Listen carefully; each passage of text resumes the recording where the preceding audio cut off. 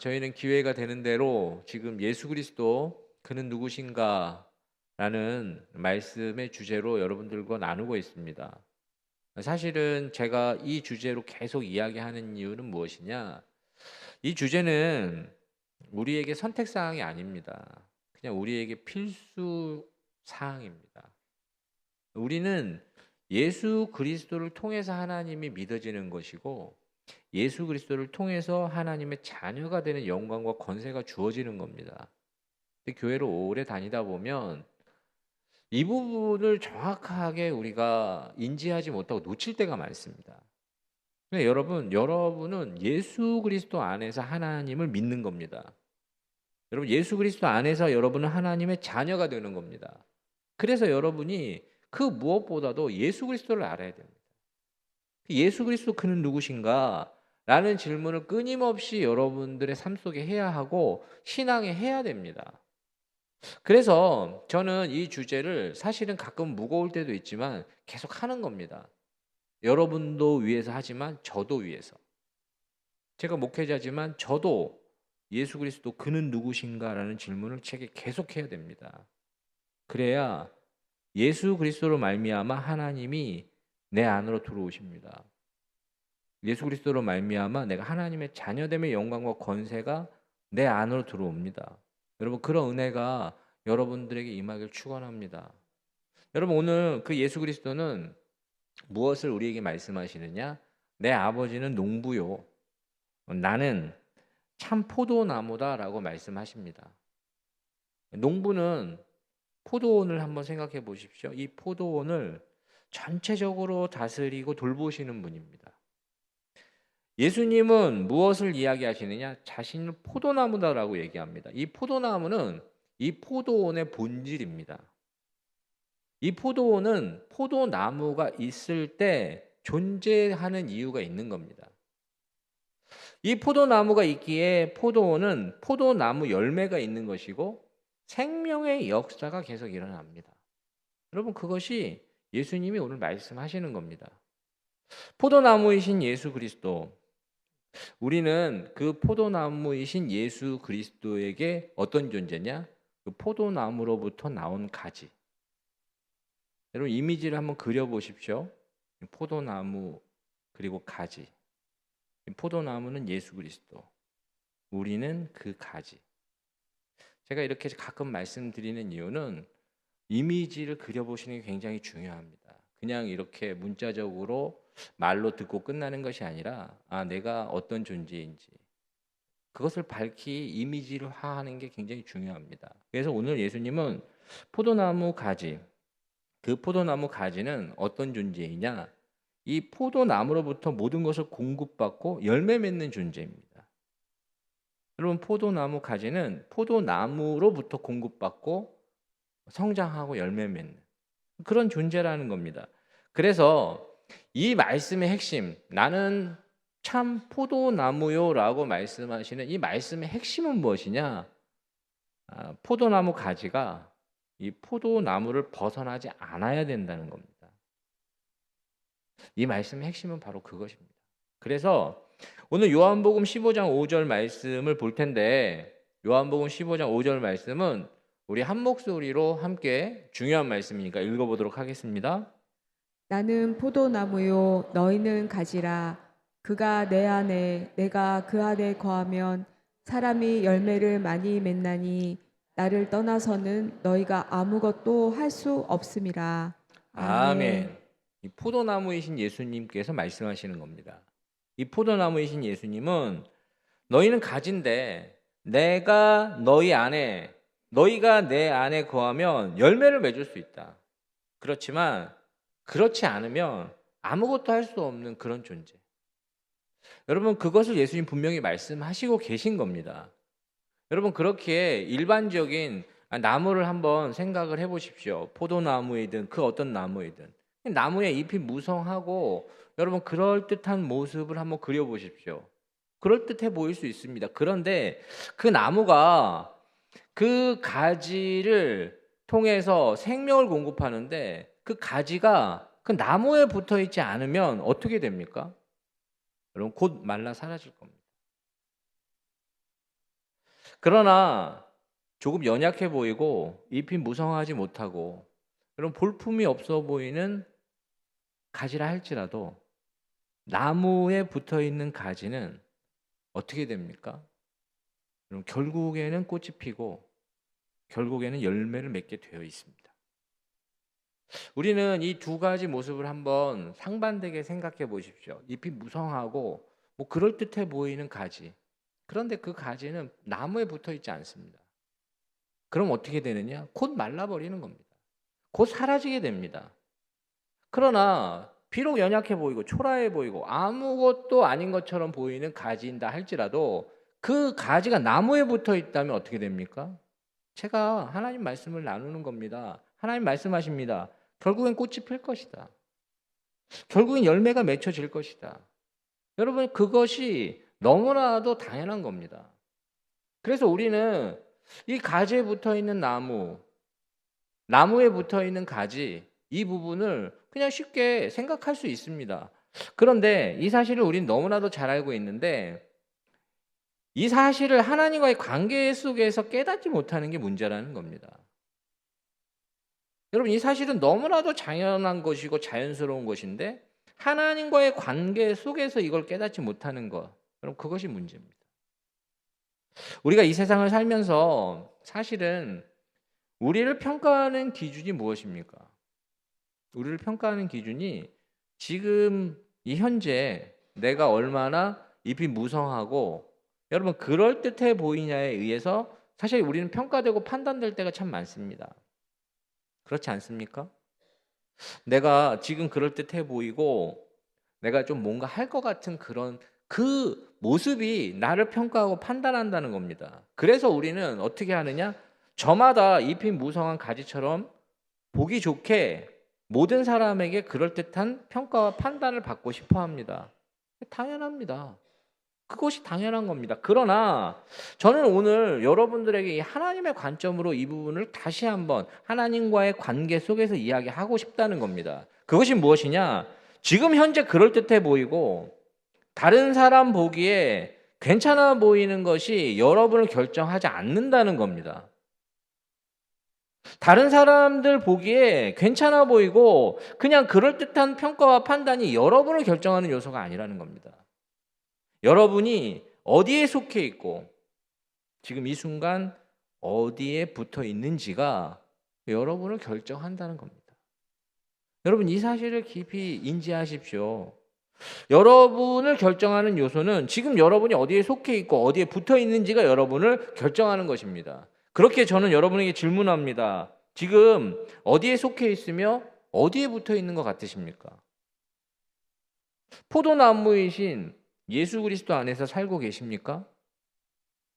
다시 묻습니다. 이 대답이 분명해야 됩니다. 포도나무이신 예수 그리스도 안에서 살고 계십니까? 아멘으로 화답하시면 저는 여러분들에게 선포합니다. 결국에는 열매 맺는 가지같이 생명의 역사가 여러분에게 나타날 겁니다. 여러분, 그것이 하나님이 우리에게 주는 메시지입니다. 지금 비록 내 생각대로 안 되는 것 같고 다른 사람 보기에 조금 초라해 보여도 여러분 걱정하지 마십시오. 결국엔 꽃이 핍니다. 결국에는 생명의 역사가 포도나무이신 예수 그리스도 안에 있으면 나타나게 됩니다. 두려워하는 우리에게 예수님 분명히 말씀하십니다. 요한복음 14장 27절 말씀이 나올 텐데 여러분, 이 말씀도 여러분에게 주시는 말씀이니 한 목소리로 함께 읽어보도록 하겠습니다. 평안을 너희에게 끼치노니 곧 나의 평안을 너희에게 주노라. 내가 너희에게 주는 것은 세상이 주는 것과 같지 아니하니라.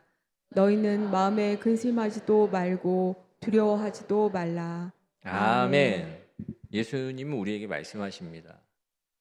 저가 내 안에 내가 저 안에 거한다면 걱정하지 마라. 평안을 너희에게 주노니 내가 너희에게 주는 것은 세상과 같지 않다.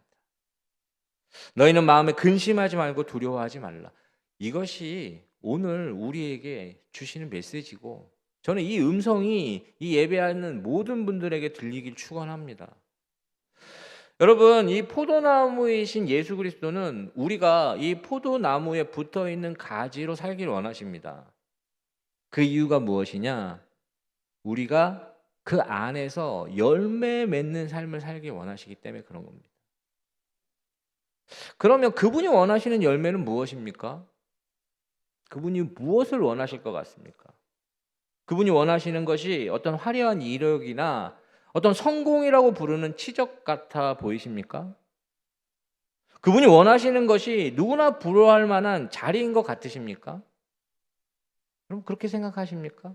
그렇다면 하나님의 말씀을 들으십시오. 하나님은 그가 원하시는 것을 갈라디아서 5장 22절 23절에 말씀하고 계십니다. 제가 읽어드리겠습니다. 오직 성령의 열매는 사랑과 희락과 화평과 오래 참음과 자비와 양성과 충성과 온유와 절제니 이 같은 것을 금지할 법이 없느니라. 아멘. 하나님이 원하시는 열매에 그 어떤 성공이나 그 어떤 화려한 이력이나 누군가가 부러워할 만한 자리는 나타나지 않습니다. 하나님이 원하시는 것은 우리에게 사랑의 열매, 희락, 기쁨의 열매, 자비와 온유의 열매를 맺길 원하시는 겁니다. 예수 그리스도 안에서 그런 풍성한 열매를 하나님 맺혀지길 원하시는 겁니다. 우리에게 원하시는 것, 여러분 다시 한번 분명히 말씀드립니다. 위대한 성취가 아닙니다. 무엇인가 이루는 것이 아닙니다. 무엇인가 화려하고 고급진 어떤 물질적인 어떤 가치가 아닙니다. 예수 그리스도의 성품을 담는 것, 여러분 그것이 성령의 열매입니다. 예수 그리스도의 성품을 닮아 그 성품의 열매를 맺길 원하시는 것, 여러분 그것이 예수님이 원하시는 열매입니다. 하나님이 구약에서 나타나서 말씀하시는 것과 동일합니다. 미가서 6장 6절부터 8절 말씀이 나올 텐데 이 말씀은 제가 읽어드리겠습니다. 내가 무엇을 가지고 여호와 앞에 나아가며 높으신 하나님께 경배할까? 내가 번제물로 1년 된 송아지를 가지고 그 앞에 나아갈까? 여호와께서 천천의 수장이나 만만의 강물 같은 기름을 기뻐하실까? 내 허물을 위하여 내 마다들을 내 영혼의 죄로 말미암아 내 몸에 열매를 드릴까? 여기부터가 중요합니다. 사람아, 주께서 선한 것이 무엇임을 내게 보이셨나니 여호와께서 내게 구하시는 것은 오직 정의를 행하며 인자를 사랑하며 겸손하게 내 하나님과 함께 행하는 것이 아니냐. 아멘. 여러분 하나님이 원하시는 것도 분명합니다. 하나님이 원하시는 것이 정말로 1년 된 그 송아지를 가지고 번제를 드리는 것이 아니고 천천의 수장이나 만만의 강물 같은 기름을 원하시는 것이 아닙니다. 하나님 원하시는 건 하나님의 성품에 참여하는 겁니다. 그분은 우리의 마음을 원하시며 우리가 하나님의 성품과 같이 변화되어 열매 맺는 삶을 살길 원하십니다. 여러분 그것이 우리에게 원하시는 하나님의 바람입니다. 그래서 저는 열매 맺기 위해서 그의 성품에 우리가 참여하기 위해서 우리가 해야 할 일이 무엇일까? 저는 그것을 영적 가지치기로 보고 있습니다. 여러분 열매 맺기 위해서 열매 맺는다는 것은 그분의 성품에 참여하는 것이고 그 성품이 우리 가운데 나타나시는 것인데 그러려면 어떻게 해야 되느냐? 영적으로 가지치기가 이루어져야 된다는 겁니다. 그래서 오늘 말씀에 사실은 이렇게 이야기하고 있습니다. 요한복음 15장 2절 말씀은 여러분 이 말씀은 한 목소리로 우리 함께 읽어보도록 하겠습니다. 무릇 내게 붙어 있어 열매를 맺지 아니하는 가지는 아버지께서 그것을 제거해 버리시고 무릇 열매를 맺는 가지는 더 열매를 맺게 하려 하여 그것을 깨끗하게 하시느니라. 아멘. 여러분 농부이신 아버지가 가지치기를 하신다고 말씀하시는 겁니다. 여러분 근데 이 가지치기를 여러분 잘 알고 계실 겁니다. 가지치기가 무엇입니까? 나무를 기르는데 그 나무가 더 풍성하게 자라나게 하기 위해서 열매가 더 풍성하게 맺혀지기 위해서 잔가지를 정리하는 겁니다. 여러분 그것이 가지치기입니다. 그런데 이 말씀을 들으면 우리가 오랜 시간 사실 이게 오해하게 다가올 수도 있습니다. 어떻게 다가올 수 있느냐? 열매 맺지 못하는 가지는 제하여 버린다는 그 말씀에 내가 만약에 열매를 맺지 못하면 난 어떡하지? 내가 만약에 열매를 맺지 못하면 나를 재활해 버리고 그냥 불살라 버리나? 여러분 이렇게 생각할 수 있습니다. 이 생각이 어떤 생각이냐? 제가 초등학교 때 이 말씀을 처음 듣는데 제 모습을 보니 이거 열매라고는 뭐 전혀 일도 나타나지 않는데 어떻게 하나? 이런 생각이 들었습니다. 그리고 많은 분들이 열매 맺기 위해서는 똑바로 살아야 된다라는 이야기들을 하며 이 말씀을 전할 수도 있습니다. 그런데 저는 열매를 맺어야 한다는 것, 어떤 결과를 만들어야 된다는 것, 그리고 그렇게 해야 살아남을 수 있다는 것. 여러분, 이 말씀의 핵심이 그거라고 생각하십니까? 절대 그렇지 않습니다.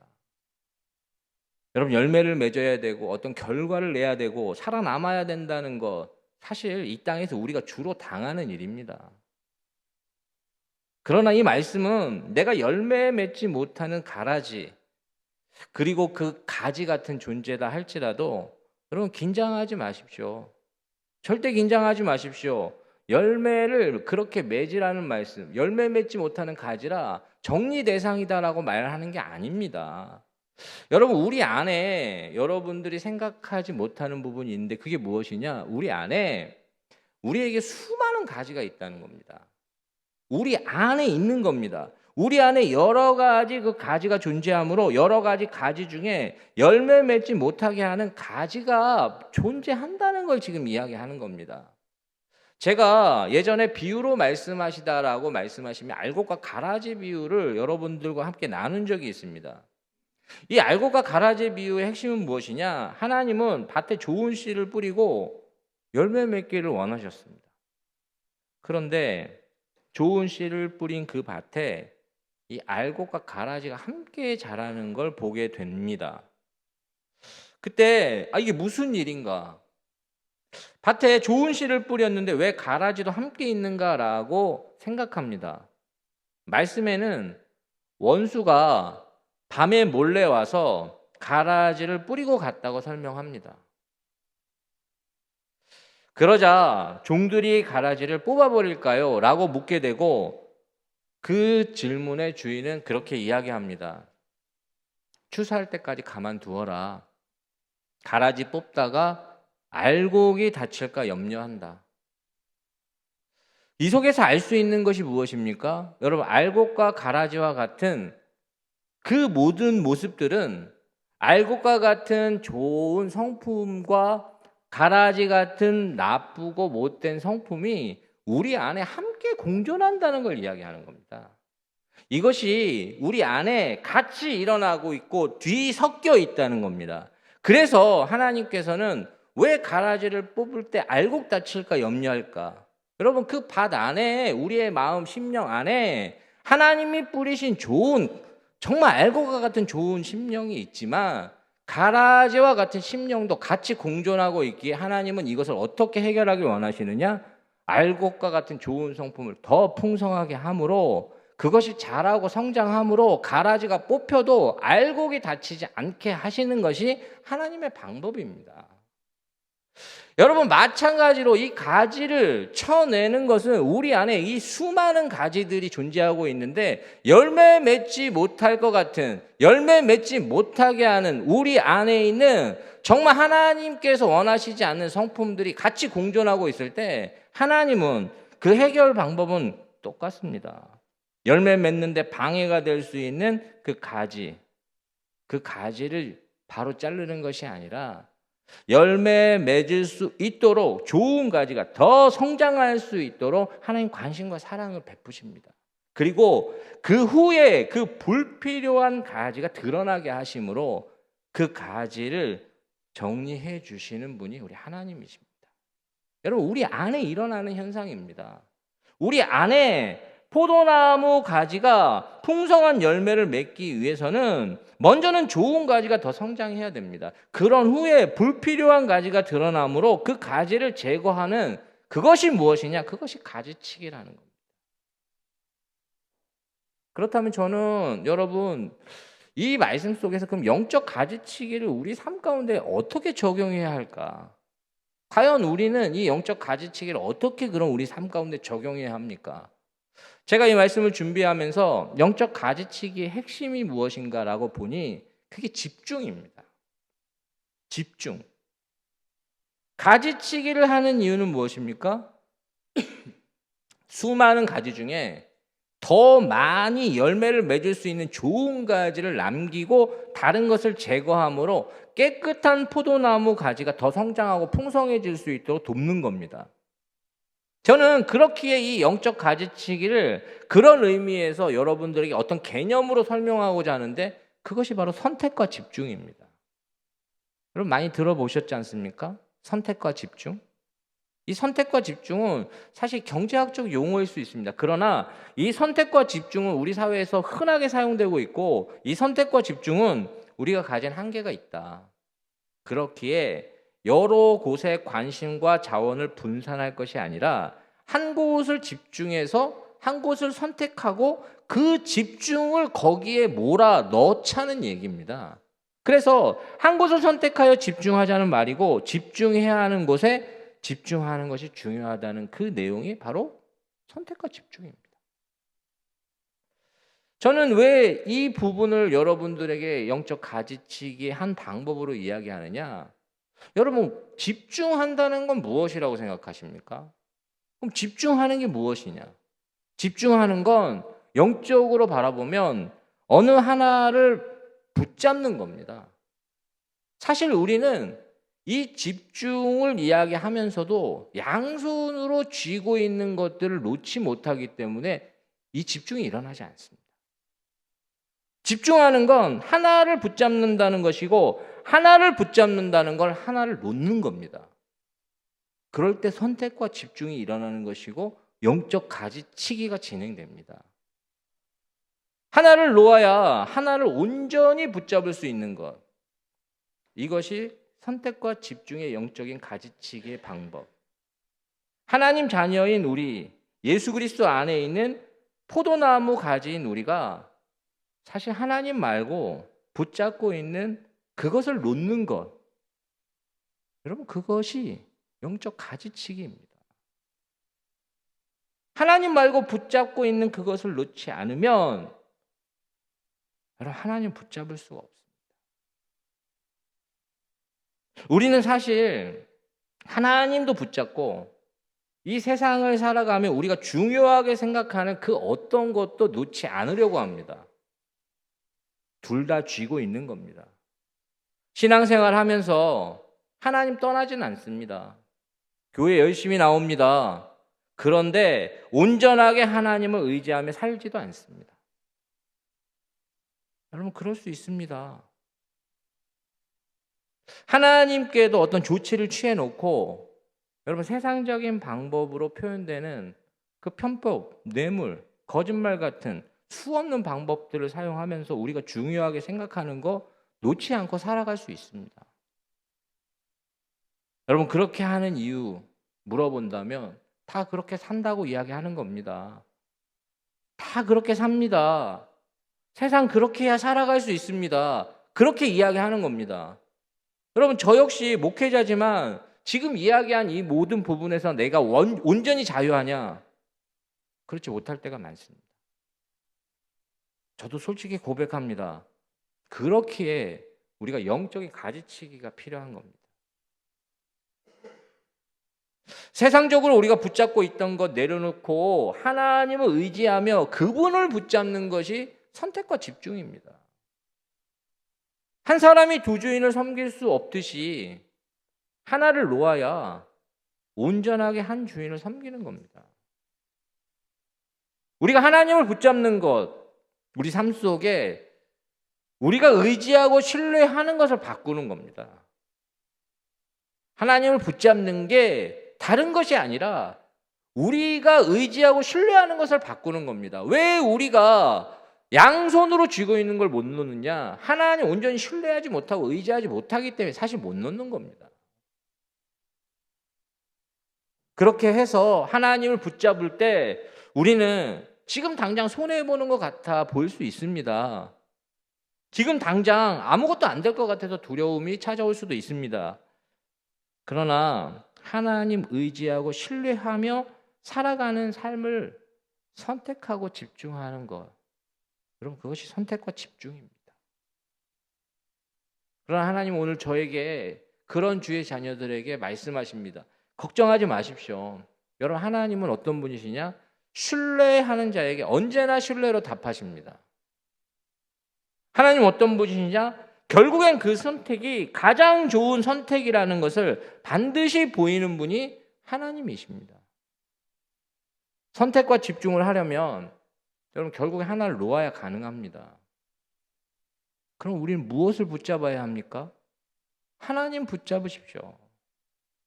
여러분, 어떤 것이 아니라, 다른 어떤 것이 아니라 그냥 하나님 붙잡으십시오.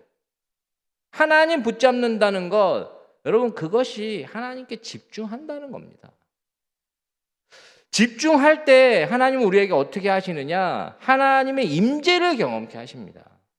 그리고 그 임재가 우리로 말미암아 모든 것을 회복시키고 우리로 하여금 생명의 역사를 경험하게 하시는 것이 바로 그 하나님의 임재입니다.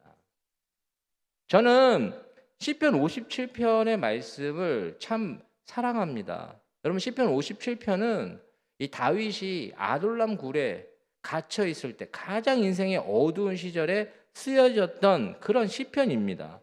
그런데 저는 이 다윗이라고 하는 사람이 인생의 가장 어둡고 가장 힘들었던 시절임에도 불구하고 이 시편의 노래는 하나님을 향한 찬양이 있고 그 속에는 희망과 소망이 느껴집니다. 여러분, 시편 57편은 여러분들이 너무나도 사랑하고 잘 아는 그 찬양이 그냥 가사들이 쏟아지는 시편입니다. 그 중에 여러분이 사랑하는, 정말 사랑하는 찬양이 무엇이냐? 제가 가사를 불러드리면 여러분 모든 상황 속에서 주를 찬양할지라. 주는 너의 큰 상급, 큰 도움이시라. 주의 얼굴 구할 때 주의 영을 부으사 크신 사랑 안에서 주를 보게 하소서. 내 영혼이 확정되고 확정되었사오니 믿음의 눈을 들어 주를 보게 하소서. 여러분, 이 찬양 다 사랑하지 않습니까? 너무 사랑하지 않습니까? 저도 이 찬양 부르면 막 힘이 나고 소망이 생깁니다. 그런데 이 찬양이 사실 저는 잘 모를 때는 이 다윗의 시편의 가사인 줄 알았지만 이런 상황에서 쓰여졌다라고는 생각 못했습니다. 저는 이 시편이 다윗이 정말 전성기 때 왕국에서 하나님의 그 감사, 정말 나를 왕으로 삼아주신 그 기쁨에 넘쳐서 부르는 노래라고 생각했는데 아니, 이 시편은 그렇지 않습니다. 다윗이 가장 어둡고 고통스러운 시간에 불렀던 찬양이라는 걸 알게 됐습니다. 그래서 이 시편에 주목하기 시작했습니다. 과연 그럴 수 있는 이유는 무엇이었을까? 다윗이 그렇게 할 수 있는 힘은 어디서 왔는가? 저는 그가 하나님께 집중했기 때문에 이러한 고백이 가능했습니다. 저는 그렇게 여러분들에게 확신 있게 이야기합니다. 내 마음이 확정되었고 내 마음이 확정되었사오니라고 그가 고백하는 그 고백을 저는 어떻게 읽느냐? 내가 하나님께 집중하고 집중하였사오니라고 그렇게 읽습니다. 그렇게 들립니다.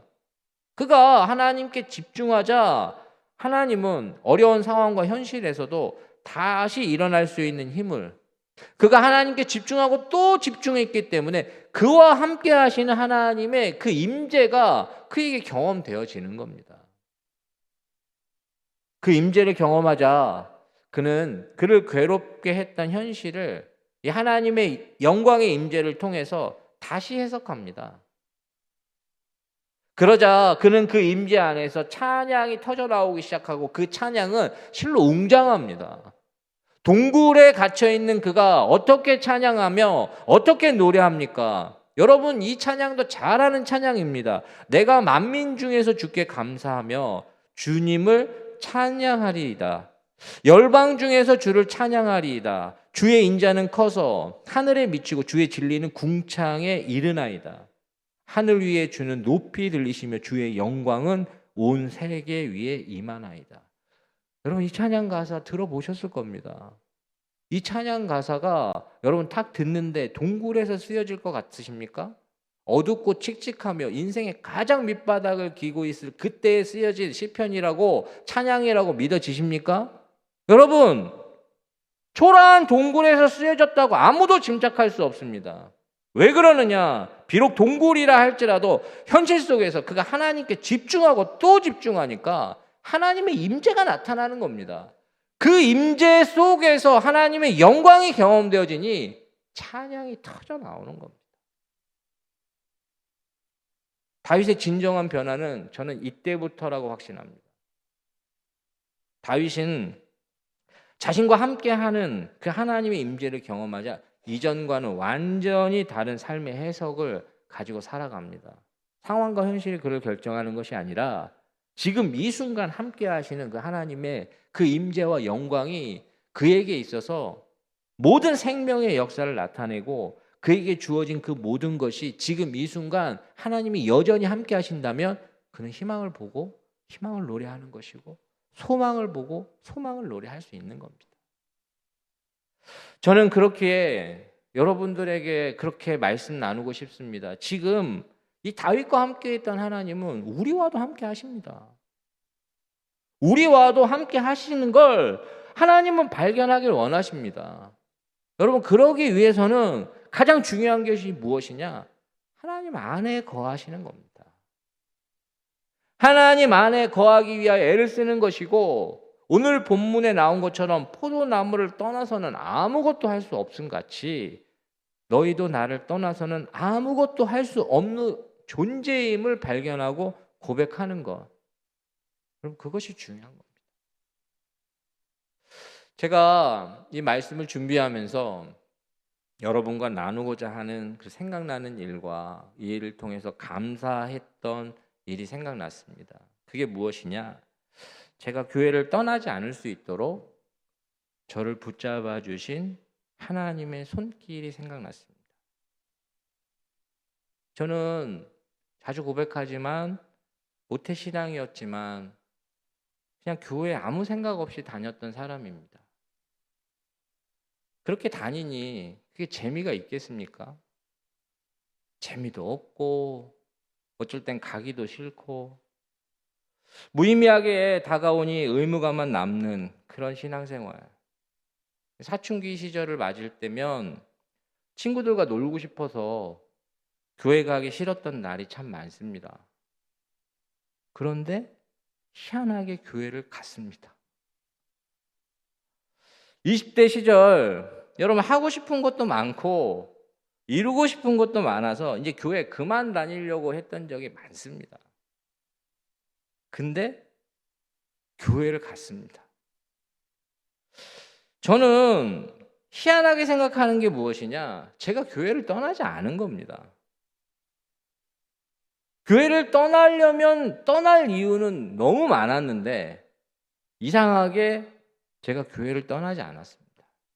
제가 이상하게라고 표현하는 이유는 무엇이냐? 이것이 제 의지가 아닌 것 같아서 그런 겁니다. 제가 말씀드렸지 않습니까? 뭐 무의미하고 재미도 없는데 교회를 떠나지 않게 하시는 그분의 손길. 저는 그분이 저를 붙잡고 인도하고 계셨기 때문에 교회를 떠나지 않았다고 확신합니다. 여러분, 그렇게 생각하며 그렇게 교회를 무의미하게 다녔던 제가 지금 뭐 하고 있습니까? 제가 지금 이 자리에 서서 말씀을 전하고 있습니다. 제가 이 자리에 서서 하나님이 여러분들에게 최선이다라고 그렇게 선포하고 있고 하나님을 붙잡으라고 이야기하고 있습니다. 여러분, 이게 어떻게 가능합니까? 제가 어제 이 말씀 준비하다가 자다가도 벌떡 일어날 일이구나. 어떻게 내가 이러고 있나? 도대체? 그러자 오늘 하나님 말씀처럼 포도나무에 붙어 있기만 하면 가능하다는 말씀입니다. 여러분, 포도나무에 붙어 있기만 하면 가능합니다. 포도나무를 떠나지 않는 가지는 결국에는 하나님이 만지십니다. 포도나무를 떠나지 않는 가지는 결국엔 하나님이 가꾸시고 키우십니다. 여러분, 저는 제가 이루었다는 것도 아니고 아직 이루어 가야 하는 사람이지만 그래도 하나님 안에서 살려고 몸부림치는 사람입니다. 그렇기에 여러분들이 오늘 기억해야 하는 것은 무엇이냐? 포도나무에 붙어 있으면 희망이 있습니다. 하나님이 만지시면 여러분 어떻게 될지 아무도 모릅니다. 지금 자신의 모습 실망하지 마십시오. 내가 교회 몇십 년 다녔는데 왜 나는 이러냐? 이렇게 생각할 수 있습니다. 왜 나는 변화가 없지? 나는 왜 이 문제에 똑같이 넘어지지? 여러분, 포도나무에 붙어 있으면 희망이 있습니다. 여러분, 내가 그토록 기도하는 그 사람 모습, 여러분 그 사람 모습에도 실망하지 마십시오. 그 사람도 하나님이 만지시면 어떻게 될지 모릅니다. 그 사람이 하나님이 만지시면 어떻게 성장할지, 어떻게 그가 일어날지 모르는 겁니다. 제가 어려서부터 다녔던 그 모교에, 서울의 동대문에 있는 모교회인데, 제가 이렇게 나타난다? 그럼 제 존재 자체가 하나님 살아 계시네, 이렇게 나오는 겁니다. 오, 하나님 살아 계시네. 어떻게? 그래서 여러분 붙어 있어야 되는 겁니다. 우리가 그 안에, 그가 내 안에 거하지 아니하면 아무것도 할 수 없다는 걸 우리가 고백해야 되는 겁니다. 저는 여러분들에게 그렇게 권면합니다. 여러분, 초대 교회에 성령이 임한 그 마가의 다락방을 한번 생각해 보십시오. 한 요 정도 되는 공간이고, 아니 여기보다 조금 작습니다. 그런데 저는 그 마가의 다락방에 그 성령이 임하는 그 뜨거운 현장 속에 과연 거기에 믿음 좋은 사람들만 있었을까? 여러분 그렇게 생각하십니까? 그 120명이 다? 아닐 겁니다. 그 중에는 어떤 사람도 있었느냐? 반신반의하는 사람도 있었을 것이고, 어떻게 하다가 온 사람부터 시작해서 수많은 사람들이 있었을 겁니다. 그런데 하나님은 어떻게 하셨느냐? 그가 어떤 사람이건 그가 누구이건 그게 아니라 그 안에 있을 때 그 마가의 다락방에 있는 모든 사람들에게 성령을 임하게 하신다는 겁니다. 이 사람은 성령을 받을 만한 자격이 있고, 이 사람은 어떤 조건이 있기 때문에 성령이 임하는 것이 아니고, 이 사람은 어떤 이거 좀 곤란한데 이래서 빼는 게 아니라는 겁니다. 그냥 그 자리에 있는 모두에게 성령이 임하는 겁니다. 여러분, 그렇기에 지금 이 순간 우리가 예배를 나와야 하는 이유가 여기 있습니다. 여러분, 저는 오늘 예배 나온 모든 분들이 어떤 그 하나님에 대한 기대와 소망으로 전부 나왔다, 그렇게 생각하지 않습니다. 여러분, 여기에는 일부 때도 말씀드렸는데 우리 아들들도 있고 또 중학생, 고등학생 뭐 있습니다. 이 친구들이 정말 그 하나님을 향한 그 소망으로 막 이렇게 가득 무장돼서 나왔을까? 저는 그렇게 생각하지 않습니다. 그러나 그도 여기 있으면 하나님의 임재가 나타날 것이고, 하나님께서 그를 만지시고 그를 키우시고 그를 결국에는 열매 맺게 하실 거라는 겁니다. 여러분, 그것이 우리에게 주는 메시지입니다. 저는 여러분들이 예배 나오려고 할 때 혹시나 오늘은 좀 쉬어야겠는데 라고 생각이 드시면 꼭 나오셔야 됩니다. 여러분, 그때가 은혜 받을 그 하나님이 준비하고 예비하시기 때문에 그러한 일이 일어나는 겁니다. 제가 비 오는 날 맨날 뭘 얘기합니까? 주님 언제 오신다고 생각하십니까? 라고 물어보면 비 오는 주일 예배 하나님 반드시 오십니다. 이렇게 막 얘기하며 도전하는 이유가 바로 그 이유입니다. 이곳에 있다면, 이 예배 현장에 있다면 하나님은 그 누구도 그 자리에 있는 자들을 차별하지 아니하시고 하나님을 경험하게 하실 것이고, 그분으로 말미암아 그 성령의 임재를 통한 생명의 역사를 경험하게 하시는 분, 그분이 하나님이십니다. 오늘 포도나무이신 예수 그리스도를 떠나지 않으면 여러분 거기에 희망이 있습니다. 떠나지 않으면 거기에 희망이 있는 겁니다. 결국엔 그분의 열심으로 우리는 온전한 열매를 맺는 성령의 그 역사, 생명의 역사가 우리 가운데 일어나는 겁니다. 오늘 참 포도나무이신 예수 그리스도가 우리에게 말씀하시는 겁니다. 그분은 포도나무이고 우리는 가지입니다. 그를 떠나지 않는다면, 그 포도나무를 벗어나지 않는다면 여러분 반드시 여러분들의 그 기도하는 것보다, 생각하는 것보다 하나님의 그 임재와 영광은 더 크게 나타날 겁니다. 오늘 그런 은혜를 소망할 수 있는 저와 여러분 되시길 주의 이름으로 축원합니다. 기도하겠습니다. 하나님 아버지, 오늘 이 시간 우리와 함께하여 주시옵소서. 오늘 이 시간 포도나무이신 예수 그리스도 안에 거하길 원합니다. 하나님, 온전한 열매를 맺는 하나님의 기쁨이 되게 하여 주시고, 오늘 이 순간 이 자리에 우리와 함께하여 주셔서 하나님의 임재를 통한 그 영광이 오늘 우리를 회복시키시고 다시 시작할 수 있는 용기가 이 자리에 임하게 하여 주시옵소서. 예수님의 이름으로 간절히 기도드리옵나이다. 아멘.